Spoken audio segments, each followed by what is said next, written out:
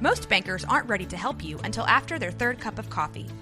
But with Central National Bank's after-hours service, you don't have to wait for the bank lobby to open to get help. You can contact us from 6 to 8:30 in the morning or from 5 to 10 in the evening, and we'll connect you to a real, live, local person who can answer questions and fix problems 7 days a week. Bank different. Bank Central. Central National Bank. Member FDIC. Sabia que você inspira outras pessoas? Às vezes é difícil reconhecer o seu valor, mas eu tô aqui para dizer, você vale muito. L'Oréal Paris quer lembrar todas as mulheres disso, inclusive no cinema. Por isso, criou o Lights on Women's Worth Awards no Festival de Cannes, um prêmio que celebra as diferentes narrativas das mulheres no cinema e inspira outras, porque representatividade e reconhecimento são importantes. L'Oréal Paris, porque você vale muito. This is a Rogue Media Network podcast.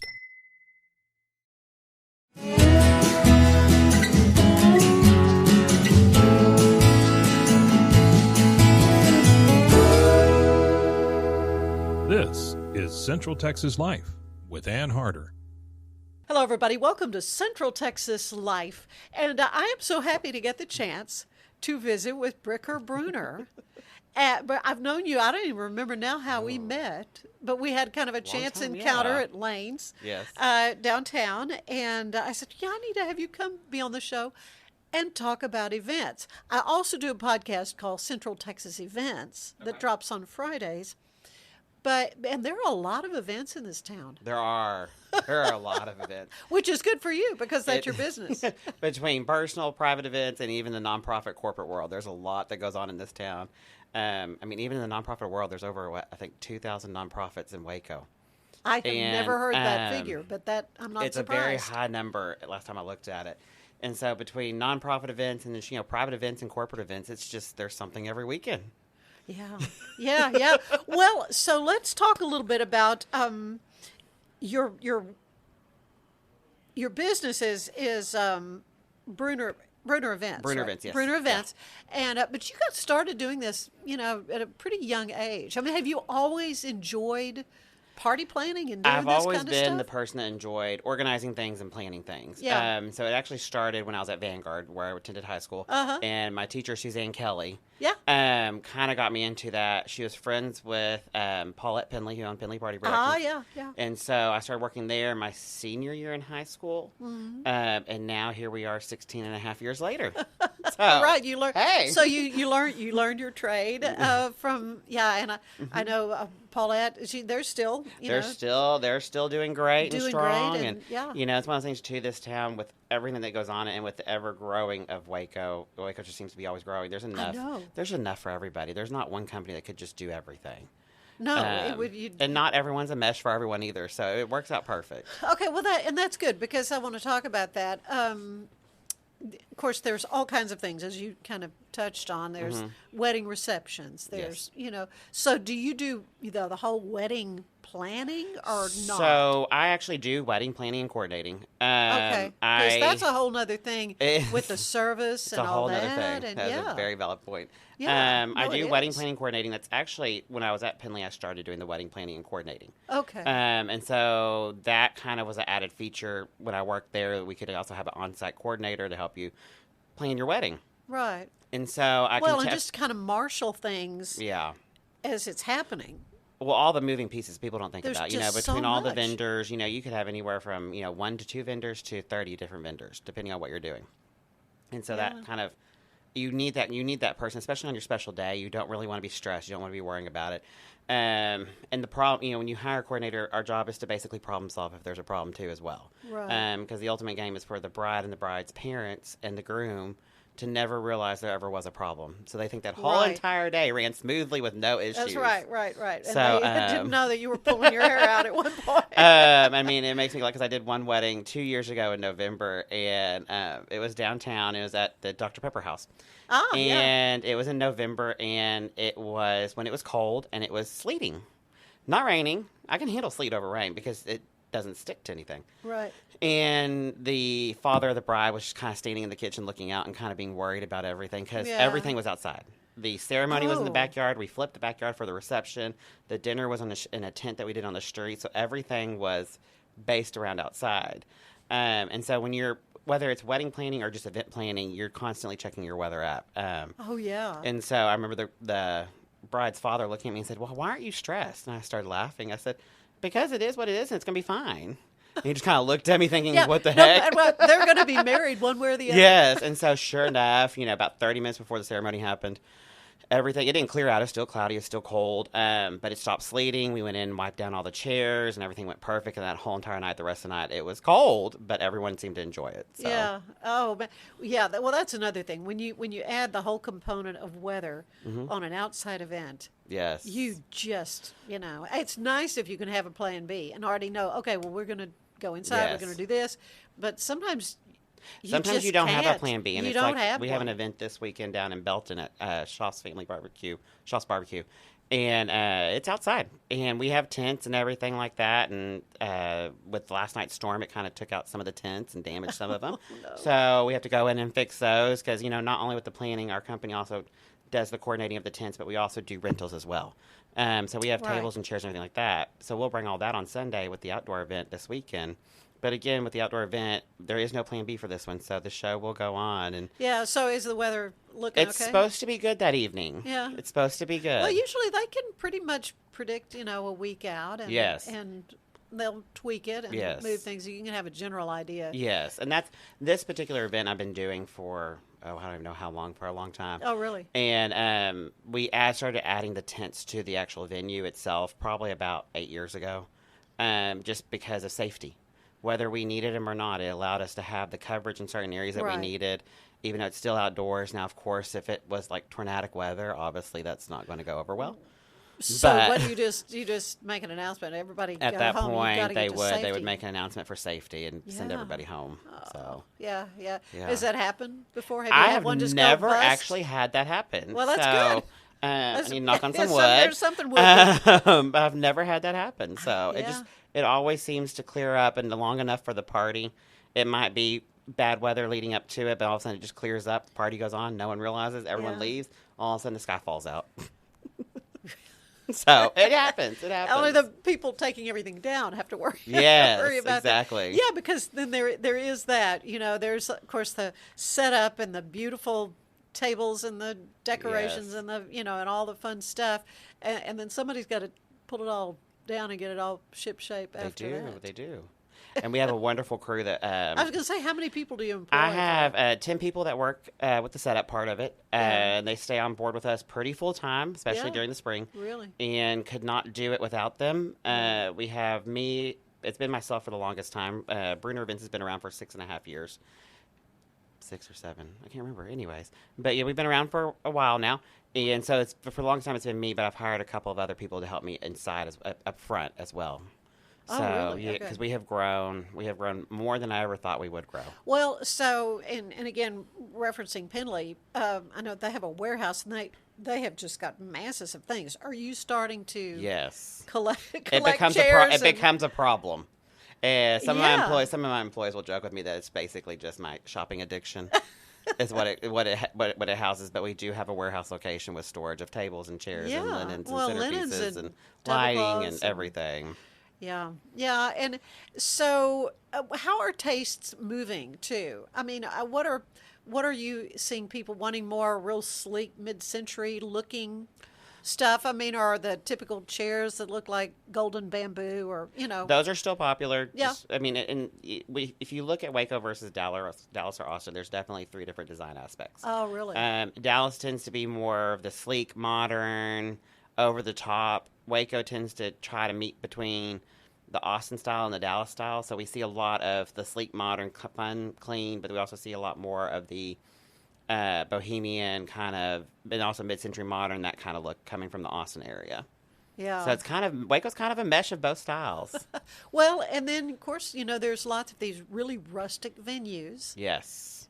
We have a lot of rustic venues. Yeah, and so we do. There's so many more like wedding places that There you are, can and for go the out. longest time, we did not have very many. I mean, for the longest Yeah. time, You got married in the church and went to Ridgewood. exactly. And Yeah. then, the Palladium opened probably over Right. 15 years ago, And that was one of the only places downtown that was kind of like, oh, hey, look, we got something new. Well, now Anthem Stories. And now you have Anthem Stories. But as far as venues go around, we do have a lot that are on the outer skirts of Waco. They're all more rustic, though. Yeah. And so you have to learn to figure out how to design and decorate it in a way that'll make that bride happy. Because the bride might have picked it, but not necessarily as a rustic person.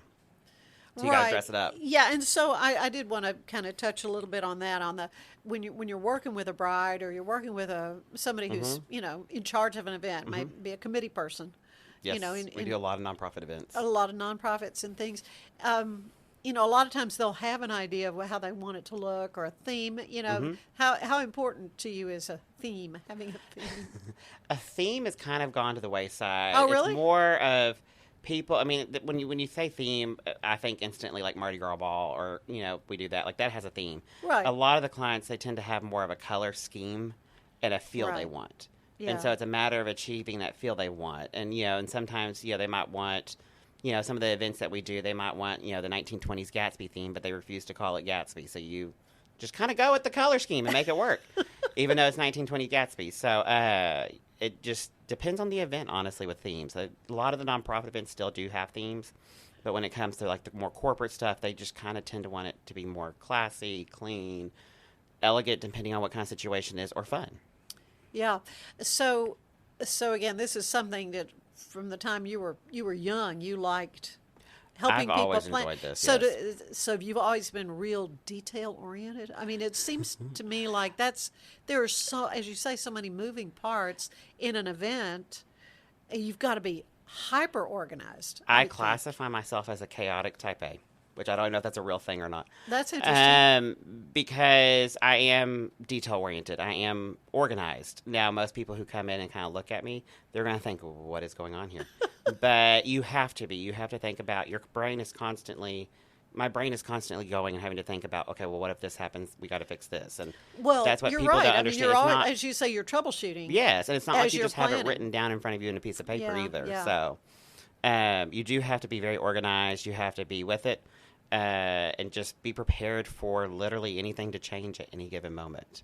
Yeah, but how fun it is to be involved with a celebration. I mean, whether it's fun. A fundraiser or a wedding It or whatever, fun. or just an elegant dinner party. I mean, exactly. whatever. Well, and just to see the clients, how they're happy at the end of it, and Yeah. to see the smile of whether it's, like you said, a nonprofit corporate fundraiser, to see that client happy, or see a bride and groom happy at the end of the night, you've made their dream a reality. So it's just it's fun.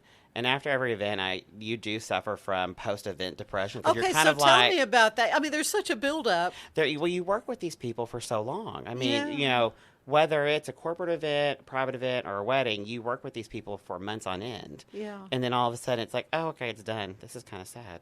And you do kind of miss people. So what is kind of a rule of thumb for, say, a wedding? I mean, I know sometimes it's hard to even book a place. It is. Except for months out. Pre-COVID, everything would book so far in advance. And now, post-COVID, things are booking, but people, to me, are waiting longer to make a decision on things. Really? Which drives the event world a little bit crazy, because we like to be ahead of schedule and have everything organized. And know what's going to happen. Yeah, but just sometimes it doesn't happen that way. But, typically with a wedding, anywhere from 9 months to 10 months, I will not usually book a wedding if I'm coordinating it if it's further out than 12 months, just because a lot of things can change in that 12 months. Your design idea, what you want, who you're going to invite, who's going to be in your wedding. But then there's corporate events where, like Cattle Barons or the Heart Ball, where basically it's over and you start back up. Right. And there's a new committee. Mm-hmm. Yeah, ready and to. so you just kind of start the ball rolling again. That's why your role is so crucial, because often it is a whole different crew of people who are kind of in charge of the event, but you're the cohesive. You try to be the cohesive glue that keeps it together. Yeah, you've got the institutional memory of what's happened and how to do things, so you're not reinventing the wheel. Exactly. Well, and that's because like this past weekend was Festival on the Brazos. Yeah. And that event I've been doing for 16 years. Well, is this the first year it was held at University High School? This is actually the don't quote me on this, second or third year. That actually happened Really? after COVID. Did it So really? Because it had always been at 2021 Waco Hall. It had always been at Waco Hall. They had moved it away during COVID, and they had moved it to University High School, which that auditorium it's is a lovely- It's a great auditorium. It's a great facility, yeah. You know, Waco Hall's pretty, it's too, but it presented itself, and they've kept it there, and it's worked really well. That's really neat. You know, Yeah. I just guess I wasn't aware that it had shifted that many years ago. 2020, but do they 2021, let me correct myself, sorry on that. 2021, it was actually at the, not Lee Lockwood, the one that's down here downtown.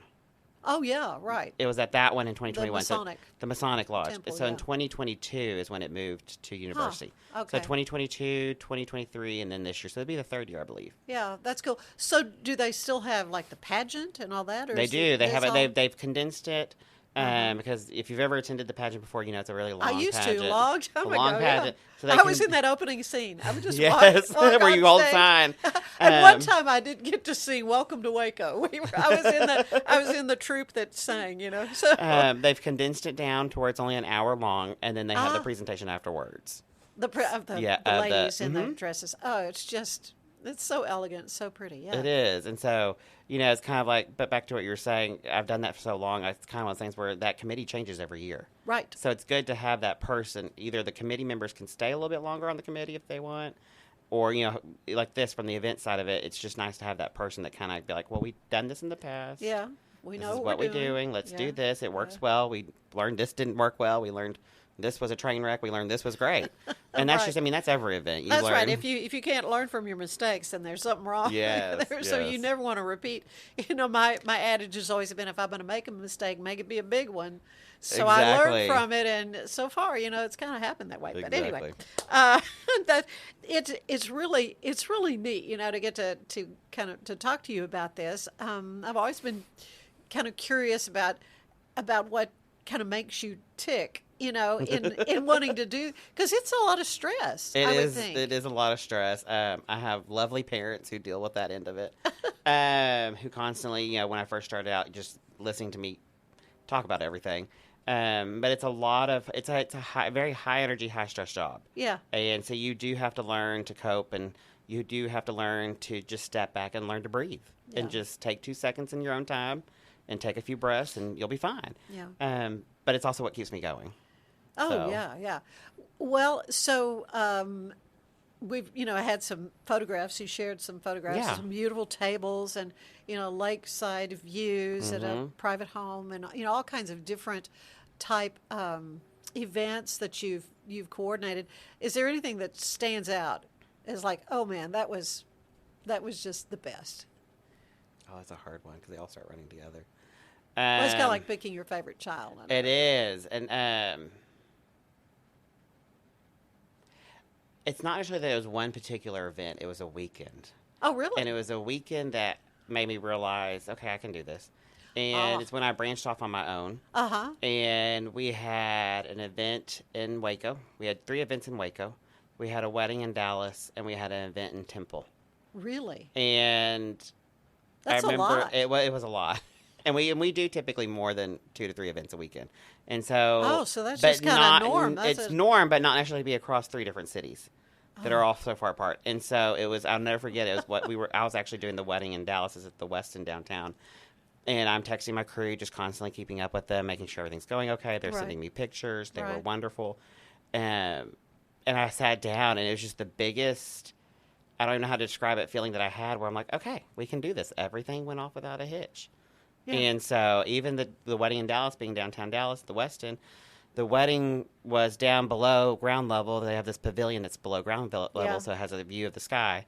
And then the reception's on the 50th floor of the building. So, Wow. and then the bride was You had been. the bride was kept on like the 45th floor. So there was a constant. Walkie-talkies didn't work. I can't You're imagine. basically waiting on the elevator the whole entire time. Yeah. And so, I mean, it's just one of those things where I just sat there and I'm like, okay, we pulled this off. If we can do If we this, can do this, we we can do can do anything. anything. And so, and that Have you ever done an Indian wedding? I have. I went to, well, you mentioned the Dallas Hotel, and a friend of mine, their son married an Indian lady. And so they had the full-blown Indian ceremony Yes. on Friday, and then a full-blown It is a normal, I was normal, not normal. That's not the right term, but traditional Yes. Western wedding Yes. with the white dress and all that. We had more fun. And since we were on the groom's side, I mean, the white horse and everything. Yes. Yes. So you've done all that. Right? Yes, we've actually done that in Dallas, and it ended up being a 3-day affair, and it was the first one. And I remember researching them and just reading all about them and talking to a couple of friends I had that are Indian, and they just, my friends that were Indian kind of looked at me and laughed and go, "You're gonna have a fun with this one." Oh yeah, and the energy in it. I'm telling That's just you. like, and like on day 3, and they're still going and having a good time, and you're like, "Are y'all not tired?" But they and they're always so. Even the smaller ones, they're still elaborate. They're still so pretty. They're still elaborate. They're the decorations, the tradition and behind the it. I was gonna say, and all the henna they do on their arms and everything. Yeah. It's just, it really was an impressive sight to see. Oh my goodness, yeah. I mean, that treasured memory for me, going and being a part of that, and it was so much fun. So I guess you've learned and experienced a lot. It is, and that's a lot of it is just trial and error. If someone goes, "Did you go to school for this?" I was like, "No, I went to school for entrepreneurship," which teaches you not what you think about entrepreneurship, though. Oh, really? But it does teach you a lot of things. Yeah. And so, but, I didn't go to school for event planning. I didn't go to school for the hotel. They have all those different kind of departments you can do your degree in. Right. No, well, I went for business. That's right. Yeah, the hospitality industry. You would think that might be a fit. Yes, but I went to school for business. Yeah. And so. But, I mean, you're running a business, so you there's are. no question that you are. was And, valuable training. even that aspect of it I still laugh at because it's just trial and error. There's so many rules you have to figure out in life that they don't necessarily teach you, that, the offices of wherever you might be trying to get a permit from or something don't teach you. And so it's fun, though. There's lots of legal aspect to it. There's just so much, to know. Well, my hat's off to you for doing this. Also, you're venturing into real estate as well. Yeah, so tell me about that. My mom had done real estate for 40 years, and she wanted to retire. And so I saw that as an opportunity to get into it. Growing up around it, I've always been the child that got schlepped around in the car. To go look was at responsible, houses. responsible turning on all the lights, Yeah. making sure the toilet seats were closed. I mean, everything. And so I was like, okay, I'll get my real estate license. So I got it, and that was 8 years ago. Yeah. And so that's kind of, at first, that's kind of what helped funded Bruner Events. Because, Right. I didn't have a steady income at that point. Was not employed. I've never been, other than working at Penley, I've never actually been employed by an employer. So doing this with not having a second income was challenging. Yeah. Again, luckily I have loving parents who supported me any way they can with the real estate. Yeah. And so it's just, real estate just kind of continues to grow. The market right now. Yeah, what is it like right now? It's kind of gone through some It's change. gone through phases. It's basically just kind of, in my opinion, realigning itself. The interest rates, obviously, we can't control. Prices have gotten high, but the market's still moving. I mean, it's not moving as fast. What we saw, 3, 4, and 5 years ago, where everything was going like that, that is not a norm. That was not a norm market. No, I think everybody probably knew that when there were Well, bidding wars on at that point, houses you had, in what, Waco. the 2%, 3% interest rates. Right. You basically were buying a house for nothing. You're not going to see that again. Yeah. And so the market we have now, it makes me think about the market when my mom was in it, when I was growing up around it, where things were taking a little bit longer to sell, but they were still selling for a good price. They were still eventually moving. It just a little bit more patience. Yeah. Well, you've just led such a fascinating, had such a fascinating journey. It's just fun to kind of hear more about that from you. I like to end these visits with a little questionnaire that the late great James Lipton would use on Inside the Actor Studio. Do you remember that Yes, show? yeah. Okay, this is kind of my take on it. What is your favorite word? Oh.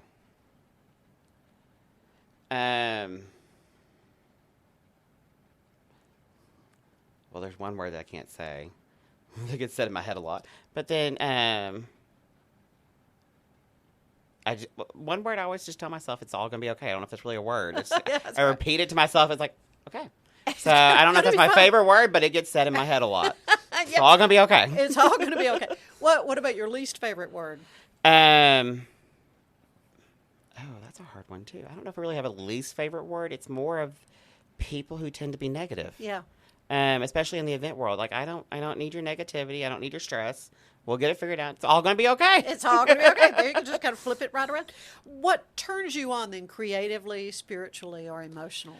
Time alone that I can actually just kind of connect and breathe. That kind of re-energizes myself. That's why I tend to try to go on trips, whether it's with a group of friends or by myself, just to disconnect. And then going to other events that I'm not doing. So that way I can actually get ideas and feel, just kind of looking at other things that, Yeah, how's it done somewhere else? Yeah. Well, and Instagram can be the worst for it. You go down a tangent of all these weddings across seas and, like, Lake Como and all these other places where, like, they're just over-the-top weddings. So just seeing things like that is what kind of gives me the drive, like, okay, well, we could do this in Waco. Yeah. Now, it costs money, but we could do this in Waco. It's all a function of money. Yes.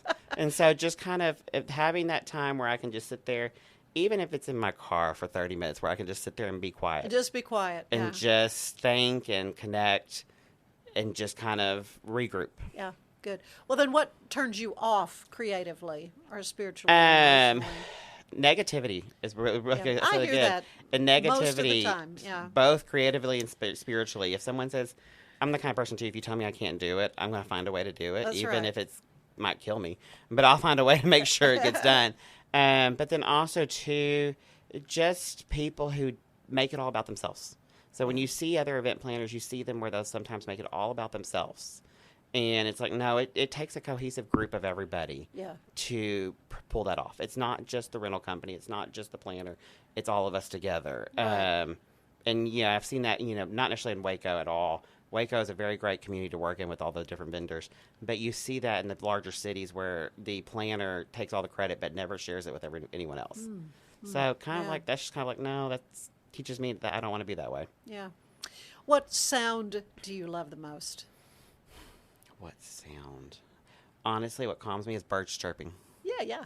And so being outside and just hearing the birds chirping and just kind of a little bit of nature, it just kind of calms me and zens me out. Yeah. Well, what sound do you hate? Rain. Just kidding. Oh, really? Because when you're outside planning an event and you're like, oh. I was going to say, it's probably true. It's all in your perspective. Because I just talked to someone, and that was her favorite sound. Rain can calm me. And, I laugh because growing up, I used to sleep with a noise machine, and it had rain playing. It had rain, right. But now from like an event center, or, and I laugh too, or, you're at a setup and you hear something crashing. Oh. So you're just like, yeah. Plates breaking or whatever. But, oh, my. Yeah. Yeah, that's a rental I'm going to have to pay for. It's just one of the things where I'm just, rain would probably be a good one because you're just sitting there thinking like, okay. So now what do we do? We don't need rain. That's funny. Well, that's good. Well, what other profession would you like to have tried? That's a good question. And my college counselor asked me the same question all the time. When I went to college, I really wanted, this is going to throw everyone for a loop, I wanted to be a financial person. Yeah. I wanted to be a stockbroker. And and also wanted to be an attorney. And to this day, it's one of those things where it's still in the back of my head. I'm like, and talking to my mom, months ago, and one of my friends, I said, well, what if I went back to law school? And everyone laughs at me, and I laugh at myself, too, on that one. Well, my son at 40 went to law school. It could happen. It could happen. And, I love what I do, but what causes that thought process, and obviously with law, you're not going to get this, but to have a job where you're not carrying it with you 24/7.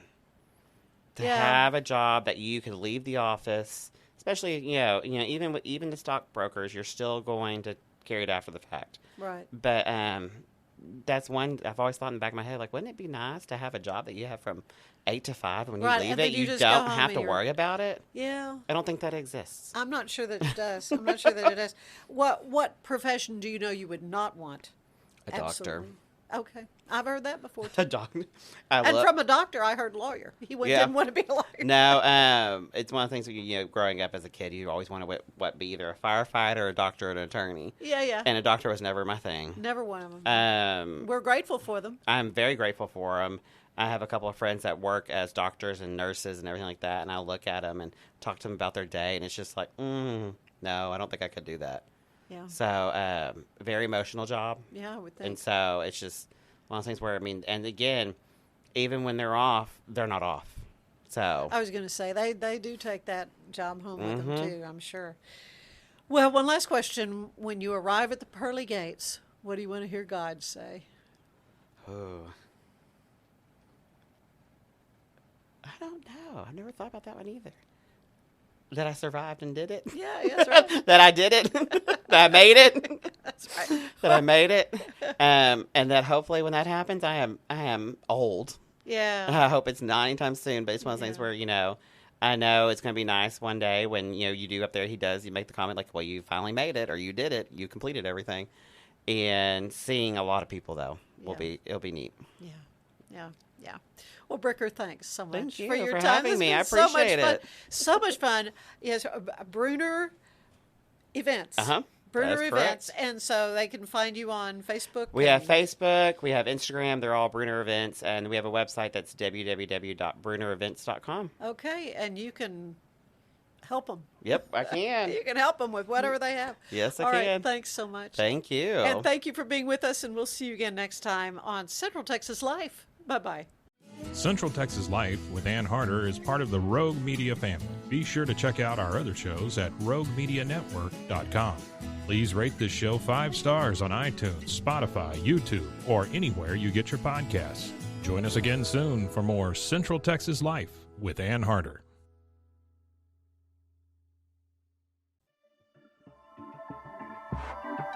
This has been a Rogue Media Network production.